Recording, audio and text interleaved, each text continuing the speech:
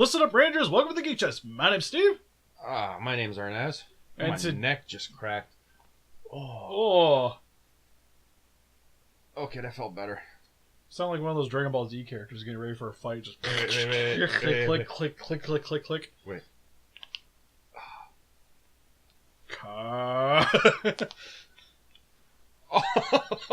That sounded like it hurt.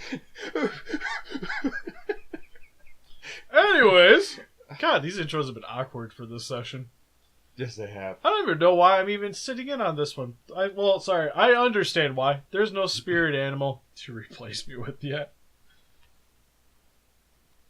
Because today we're going to... Well, Arnes is going to be reviewing Resident Evil Vendetta. I'm going to first complain about certain things, then we'll get into the movie. Yeah. So I'm just going to sit here and just chime in once in a while. I haven't seen it. Alright, so I heard about this movie a while ago, and I thought it was going to come out in movie theaters, but it's one of those things where I don't remember it or remember seeing it in movie theaters. And then it popped up, you can buy it on digital download, so I grabbed it. But before I did, I looked up some reviews on it, and I was super pissed about these reviews, dude. There were some reviewers out there who gave it like bad reviews. They gave it like 4.5. They said it was bad.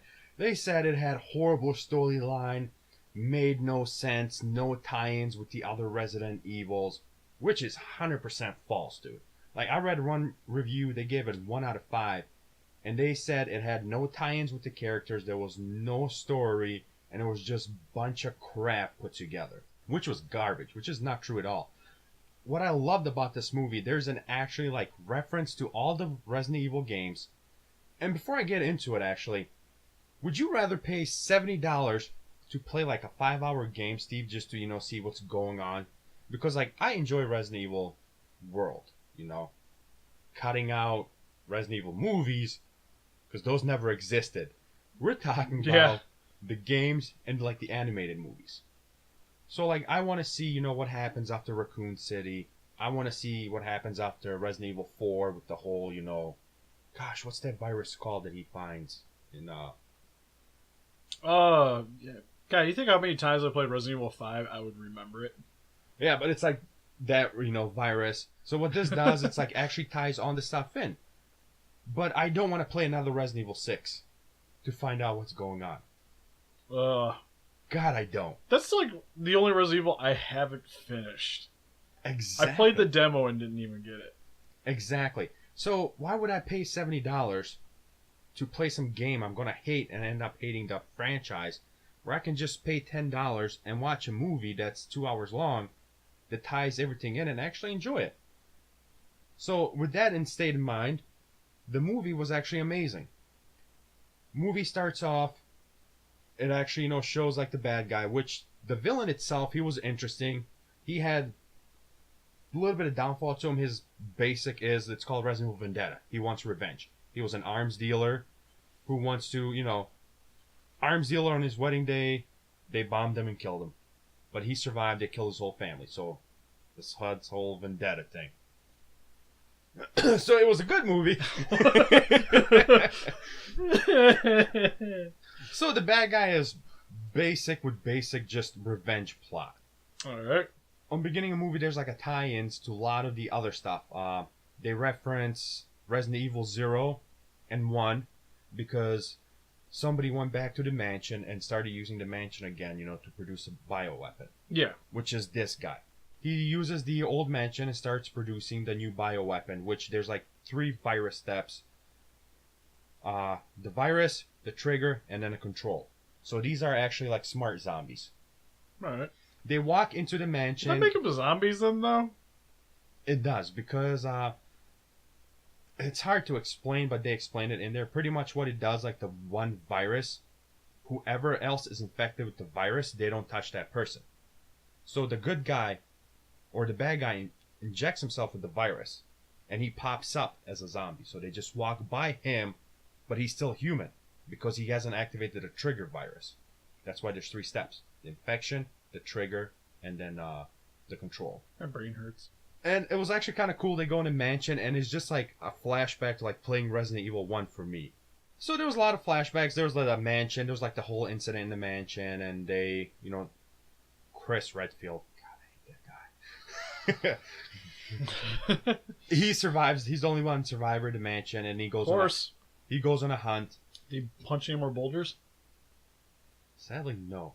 Storyline's solid because there's actual like storyline behind it. It's not like what they were stating. There was just a bunch of mashed up garbage put together, you know. The three main characters is Rebecca. Remember her, right? Yeah, she's in the first game. Yeah. Well, then Zero. Yeah. So it's Only Rebecca, Zero. Chris, and Leon. Rebecca's like the smart one, so she's not good with anything else. But you know her knowledge. Chris is the roided out Chris, so he's like. He's not fast, but he's strong, you know? And then you have Leon, who's like this little skinny thing that's super fast. But they kept Leon look-alike from Resident Evil 4. And there's a lot of reference to other games like Resident Evil 4, Resident Evil 2. Sadly, they didn't mention Resident Evil 5 in here, or there was no reference to it. I wanted to see Sheva. Can I see Sheva, please? Sheva! How frustrated you were as an AI. But we still love you. You in your Red Riding outfit. I want to see you in a Red Riding outfit in this. God, I want a figure of that. It's too expensive, dude. Still. I seen it on eBay for like $300-400. Because I've seen the Square Enix ones, I'm like, I just want her in Red Riding. That's all I need. Overall, it's a solid movie. Solid storyline. I like the characters. How was the CG? From the clip, it was okay. Like, I understand why it's coming out to DVD. But one thing that was a bummer about this movie, it's the freaking CG, dude. Like, Rebecca takes, like, drink of water, and it doesn't, like, even, like, you can see there's no connection between the lips and the bottle of water. Yeah, so it's probably about as good as some, like, the previous ones. A little bit better. Like, they keep upping it up a little bit, but it's still there. You can see it, you know, like, she's drinking coffee. There's no connection. There's a lot of things that, like, made me semi-upset is Leon shoots and bam! I'm like, oh my god. Hate Resident Evil movies for that, you know. Freaking Anderson. We don't need him. He ruined all the Resident Evil franchise for us. Well, at least he's like, Leon's not elbow dropping zombies anymore. But Chris, DDT's a zombie. It was the greatest thing ever. Zombies and wrestling don't mix. Stop it. The greatest thing ever. Stop it. It's like in Resident Evil 6, you go like German suplex them. You're just like, He's fighting and then he's just getting overwhelmed. He stabs one of the zombies so he can reload his gun and the other zombie rips it. So the other zombie runs towards him. And he's just like, and he's like, ugh. I was like, oh. He just gets up. There's like some random armband on his arm. He's like, ugh. Go. Throughout the movie, Leon and Chris are overpowered. Like, it shows how good they are. They shouldn't be that good. Like, I don't care who they are, right? But the main villain guy, he has no virus in him, and he's so much better than Wesker. I actually enjoy this guy. And he actually... Wait, whoa. Better than Wesker? Yeah. No one beats Wesker. He didn't have no stupid viruses inside of him. It made him immortal, and But he was Neo. Neo from the Matrix, but cooler because he had blonde hair. But it shows, like, you know, how bad they are until they meet him, and then, like, only reason why, like, Chris won was just by an accident. Like, just a chance that happens, like, once in a million. A certain, like, part of the thing cracked, and he pushed a guy, like, 300 stories down, and that's how he kills him. Spoiler. Spoiler, people. It is going to be a spoiler. Yeah. But overall, like, if it wasn't for the bad CGI, this movie would definitely be, like, 9 out of 10. Because it ties in, like, a lot of stuff. I enjoyed the story. There was cool scenes, a lot of fighting. There's not just, like, one zombie. There's, like, a ton of it, you know, ton of bad guys there fight. Like, he infects the whole New York. There's few moments where I thought Rebecca was going to die. And I was super upset about it. But no, she survived. Of course, our hero Chris has to save her. Chris! Well, that's his sister, isn't it? No. Rebecca's not. Rebecca Chambers. Oh, okay. Of course, he has to go in and save her, which I hate that guy. Overall, I do like the final, like the Nemesis boss, you know, he was amazing. And the thing about that pissed me off is the girl had a gun. One of the other characters. That she shot him with.